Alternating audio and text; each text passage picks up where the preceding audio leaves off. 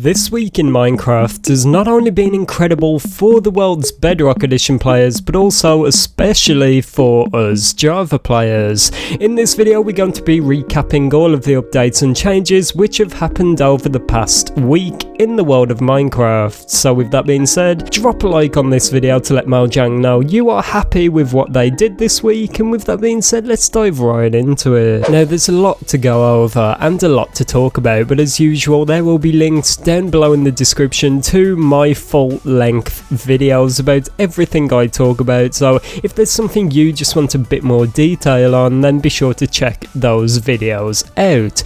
But let's start with recapping a very scary snapshot. That is right, near the start of the week we did actually get a very scary snapshot which brought with it wardens, shriekers and sensors. It was incredible. Let's take a look at the full changelog.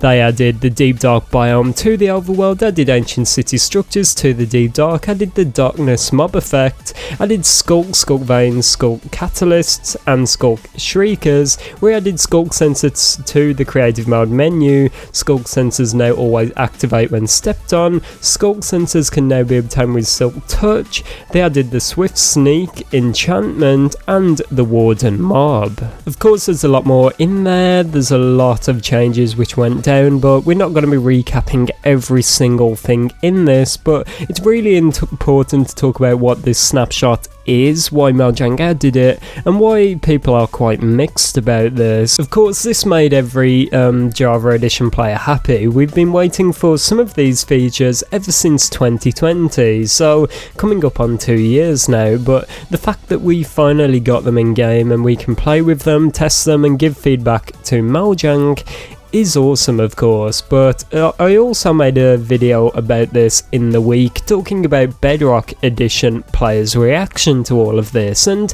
I saw an influx of people commenting on my videos and telling me in real life how upset they are with not actually getting this on Bedrock's side. And as I said, you can check out my video about that if you want to know my thoughts and why Bedrock Edition players shouldn't be too down just yet. We might even talk about it later on in this video. But as I said, there's been quite a few mixed reactions to this, and that is because the snapshot is so incredible. Bedrock players are just so unhappy that they cannot play this right now, and it does just show the incredible scale of the snapshot and how huge it is for Minecraft. It's just crazy though to think that we've finally got the warden and the deep dark skulk, all of this amazing stuff, and we can play with it in game right now. And I just want to reiterate this because I've saw the devs tweeting about this. If you've not already, do not just download this snapshot and play it. Be sure to leave feedback and help Mojang to make this update the best one yet, and it's really crucial that we do that. Snapshots are not just for us to admire and be in awe of, although that's what I like to do, but it's really crucial that if you're a Java player, be sure to leave feedback and help Mojang out. With that being said, let's move on to some exciting things which are going on the Bedrock side, and that could be that we're finally getting a use for the goat horn. This item has been talked about for ages now, but finally we could be getting a use for it. Now, Henrik did tweet out this, saying we're tinkering a bit with the goat horn feature. We've shipped an early experimental version on Bedrock. If you've tried it out, then any feedback is welcome. To get a horn, trick a goat into ramming a tree. So although the Java side is getting a lot more content and just a lot more upfront features, it's a lot more exciting for me to see what's going on the Bedrock side. It seems like they're actually working on implementing a bunch of experimental features that they've been talking about for a while now, and more specifically here Henrik is talking about the goat horn. We've been speculating about this on the channel for ages, and I've got a few ideas. players. I think it'd be incredible if the goat horn would be used to summon a raid. Up until this point you have to actually obtain the bad omen effect, and then that will trigger a raid, but I think it'd be awesome if you get this horn. You can just summon one whenever you like. Maybe you could use it to tame one of those rideable rhinos that the illagers ride around on. That would be so cute. There's a lot of functionality that could be added to this goat horn, so as I said earlier, for Java players, if you play Bedrock, be sure to test this feature out and leave some feedback and drop your thoughts down below in the comments of some cool functionality you would give to the goat horn.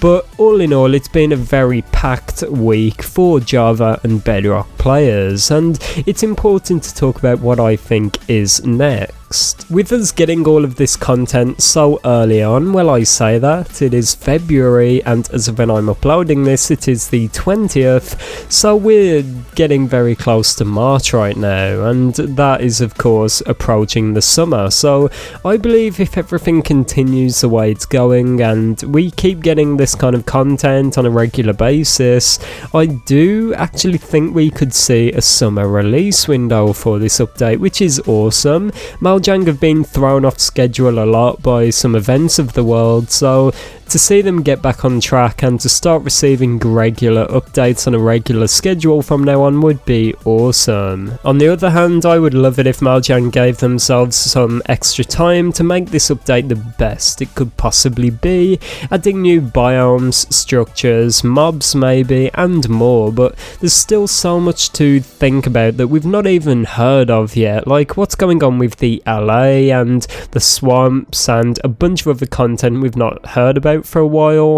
Are Mojang still working on them? Are they in the early development phase?